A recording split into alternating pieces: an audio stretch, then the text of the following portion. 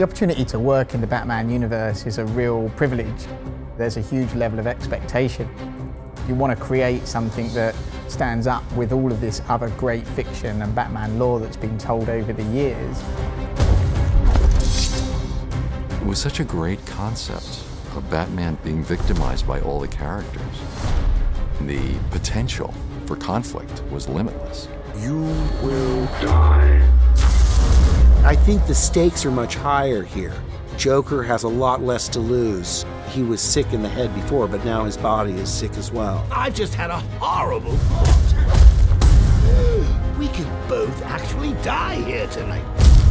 The whole series is kind of like living in this crazy, dark world where you don't really know who's really a good guy anyway. You must show you are willing to take a life. It's got a really fantastic, gritty flavor to it. This game is totally badass. Writing a story for a game is completely different, I think, to writing a story for a film. We're regularly writing hourly crescendos in our story to keep people playing, to keep them interested. And then obviously the long-term story arc, you know, Batman's poisoned, what's going to happen, he's dying, Joker's dying, where's this going? If you wanted to be cured so badly, you only had to ask. The great thing about Batman's Rogues Gallery is that everyone's a bit different, everyone's out for their own end, and all those things they're trying to achieve are slightly different. Bring out the defenders! What got us excited is what if you have this huge district of Gotham and then you put all of these supervillains into it. That was where the genesis of the story was. You will regret what you did, Mr. Cobblepot. To tell a classic complex Batman story in this huge open world we created is obviously a bit of a problem because, you know, we never know where the player's going to go.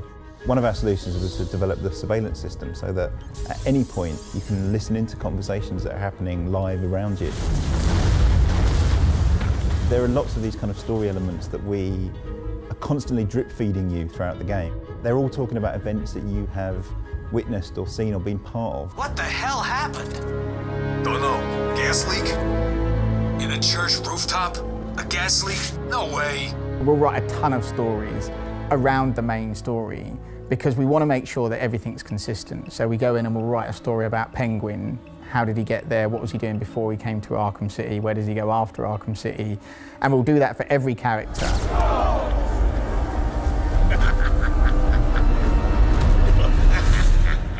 We always thought Penguin was going to be, you know, a hard character to put in our game, you know, because traditionally, you know, he's this little guy, monocle, top hat, which, you know, looks great drawn, but when we put him in 3D, it just wouldn't have worked.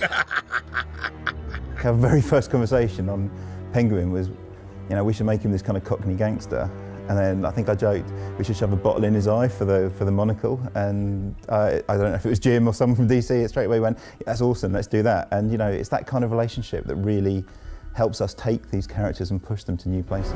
Are you gonna be a good boy and give up nicely? You're not giving orders here anymore, Cobblepot. Anyone who's finished Arkham City will know that, you know, it doesn't end well for Harley Quinn, and you know, she's now got a bit of an axe to grind with Batman. Surprise, B-Man! With the DLC, it's enabling us to tell the story of Harley Quinn's revenge that follows shortly after the events of Arkham City. The player actually switches roles between Batman and Robin, the two kind of working cooperatively. You're late, Batman. Late, late, late. We spent so long working on the mechanics, working on how to tell stories, building the characters, you know, building this playground. We could almost be more ambitious and create a storyline that ties up loose ends and really makes sense in our universe.